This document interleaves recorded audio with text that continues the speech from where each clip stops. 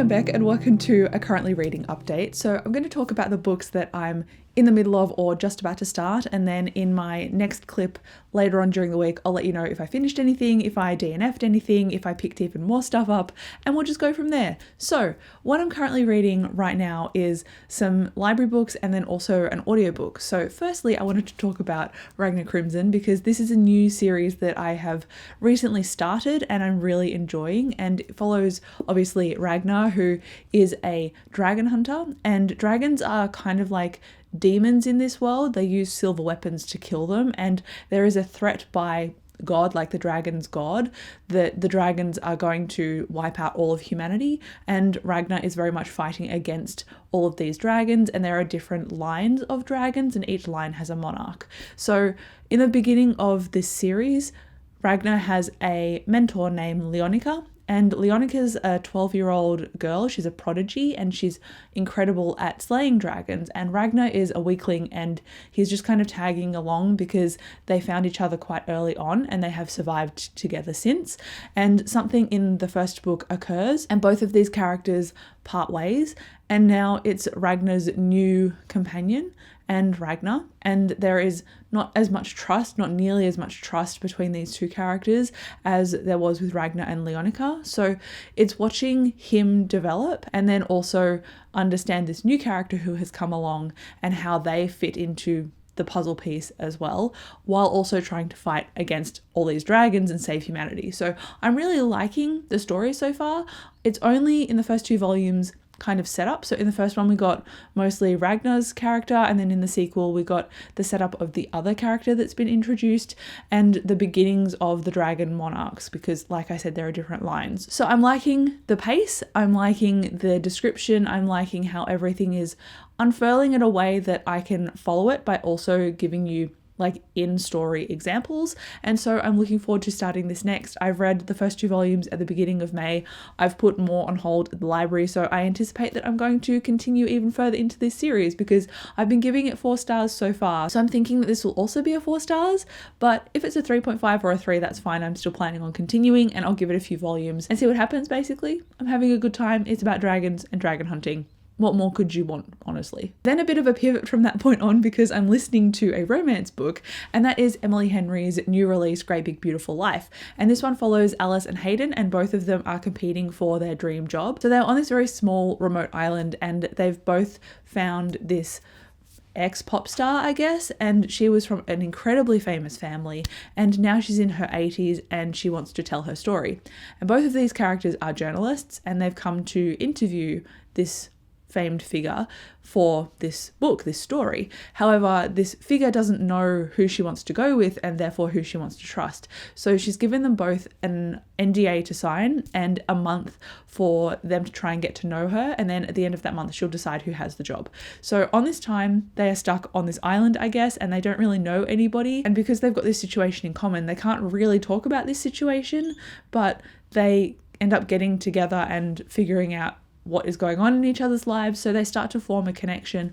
But at the moment I'm halfway through and I'm not really getting that emotional intimacy from the characters.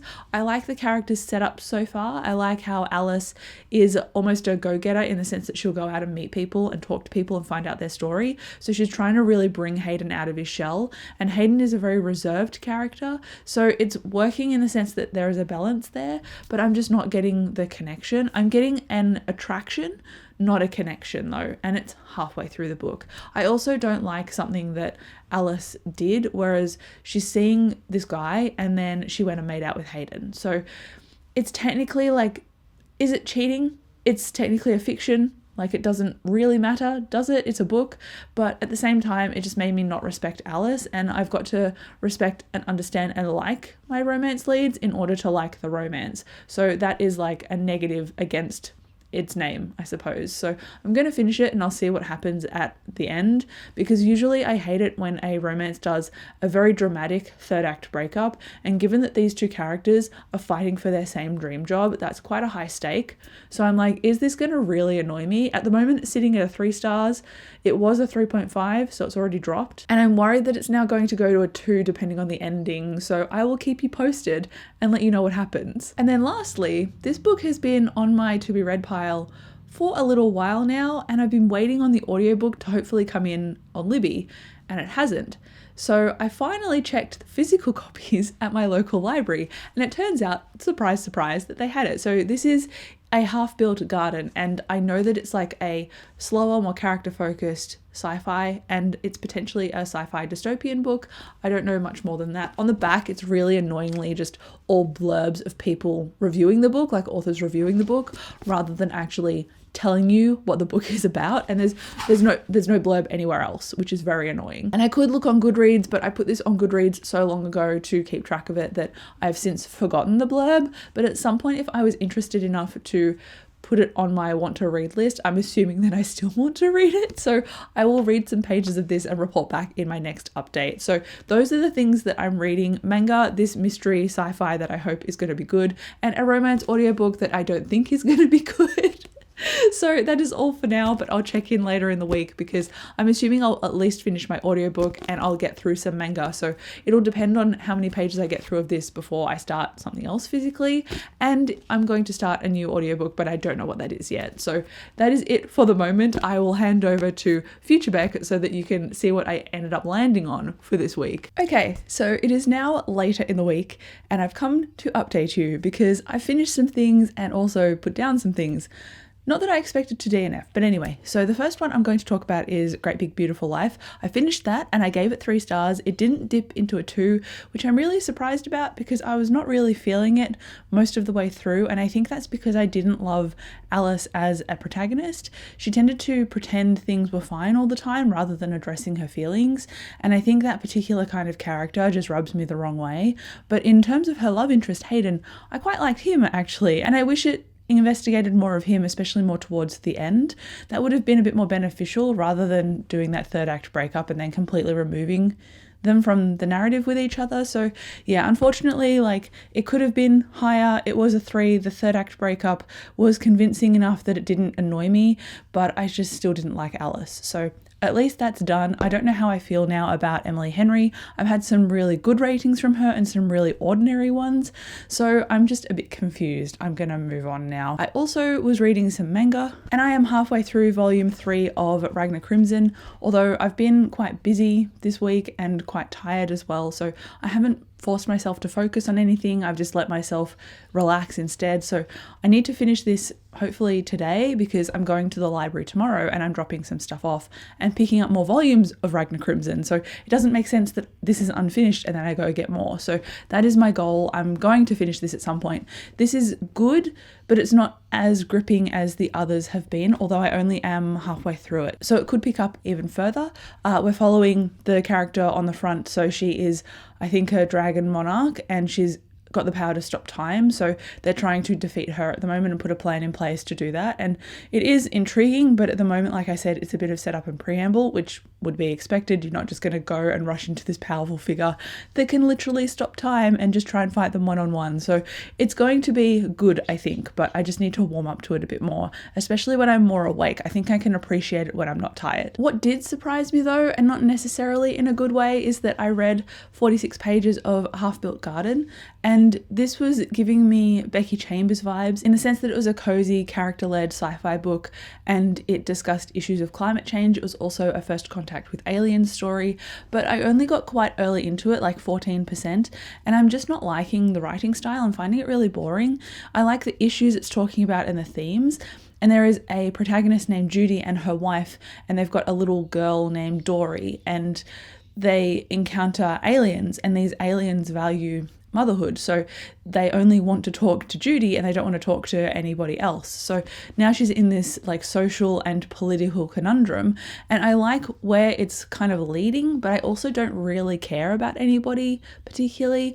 And while I like the narrative and how it's specifically focused on climate change because it's set in, I think, 2080, and the Earth is now moving more towards sustainability in many different forms, the aliens are convinced that the Earth is going to destroy itself very soon, so they're wanting everybody to up and leave. And this is the first planet that they've got to that actually still has life on it. The others, they've been too late. So it's an interesting space to be in, but I just don't like the way that this is showing me the story. I'm not really interested whatsoever. And when I made the decision to DNF it, I actually felt relieved because I didn't realize how much this was tanking my motivation to read, and maybe that's got something to do with it as well. I was tired and also not motivated to read this week. So putting this down has helped me, I think. And it's unfortunate because I really wanted to like this because it's a queer sci-fi book, but unfortunately it just wasn't doing it for me. And now you may ask, Beck, what are you reading now? Because you finished audiobooks and you've DNF'd a whole bunch of stuff. So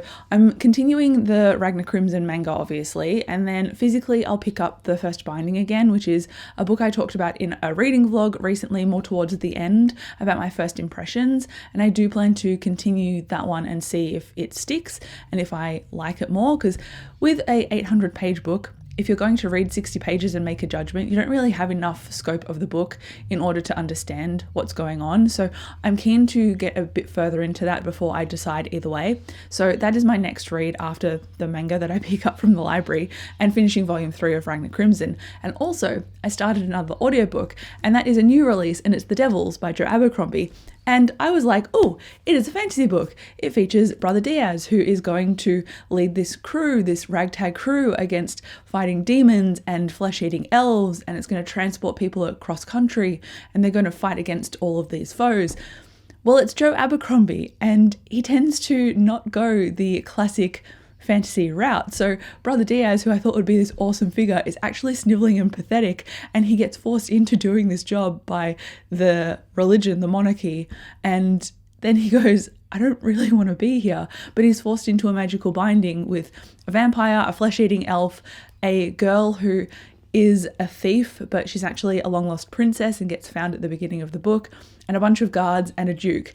And obviously at the beginning of the story, there was so many characters, and I was like, I'm not really feeling it. Like, I'm interested because Joe Abercrombie's writing is descriptive and also a little bit sarcastic, and it has a humorous undertone at times as well, especially in his descriptions and how he introduced each character. So I'm really liking that. But then there was obviously an ambush because nobody is safe in a grimdark fantasy. So now I'm like, okay, I'm invested. This is interesting. I'm 12% in and I'm enjoying it so far. So that is my new audiobook. It's clearly very different to a romance, but I think I needed a bit of a shake-up. I was very much in the mood for a dark fantasy, but that means I'm reading The Devils and I'll be reading the first binding at the same time, and those are two complicated fantasies. So cross your fingers for my brain. But that is all for now. Thank you so much for watching this video. Like, comment, subscribe if you enjoyed. Let me know what you're reading or if you've read any of these books. I would love to know. But again, thank you for watching, and I'll see you in my next video. Bye.